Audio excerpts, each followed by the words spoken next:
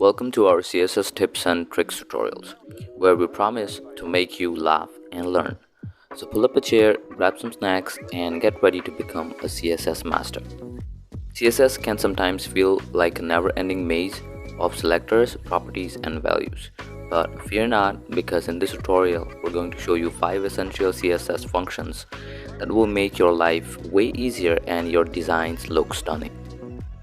And to make it even more exciting, we're going to throw in some jokes and funny examples to keep things light and entertaining. Starting with our number 1, that is clamp function.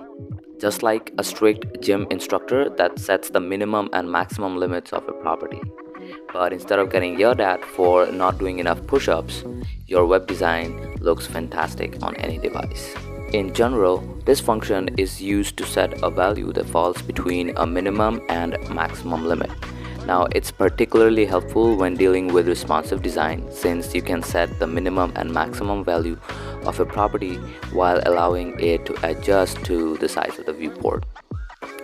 Here in this image, I've set the height with the clamp function as 200 pixels, 30 viewport height, and 500 pixels. Now this will set the height of the image to be at least 200 pixels, but it will grow proportionally up to 30% of the viewport's height. Now even if the viewport height is much larger than 500 pixels, it still won't exceed. Next up, we have the min function.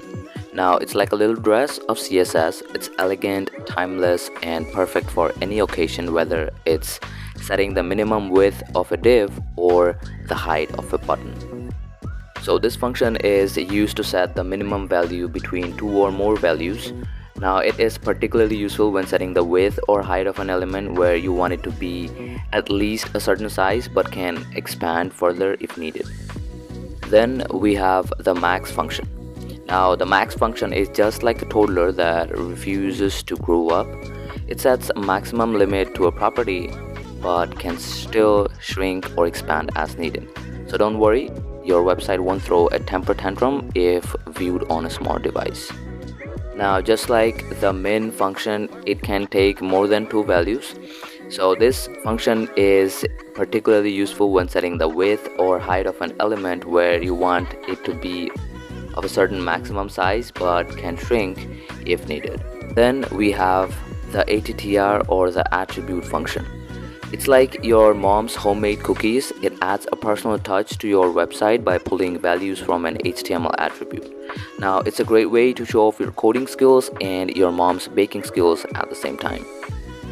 This function is very useful when you want to set a value from an element's CSS property based on the value of an attribute. And you would oftentimes find it being used with the before and after pseudo elements. Finally, we have the calc function. Now the calc function is just like a math wizard that performs calculations between 2 or more values.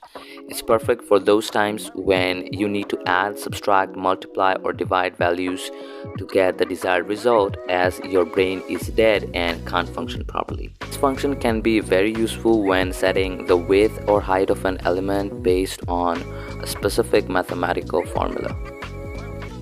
And there you have it, folks. You've learned 5 essential CSS functions that will help you create stunning web designs by writing less CSS. We hope you had a good time and maybe even got a laugh or two out of our jokes and examples. After all, learning doesn't really have to be boring. So now that you have learned these functions, it's time to put your newfound knowledge to test and create some beautiful websites. And if you run into trouble along the way, don't forget to come back and watch the tutorial again. But before you go, we have one request. If you enjoyed this tutorial and want to see more like it, please don't forget to hit that subscribe button and turn on the notifications. By subscribing, you'll be the first to know when we release new tutorials, tips, and tricks. So thank you for watching, and we hope to see you in our next tutorial. Until then, happy coding and bye-bye.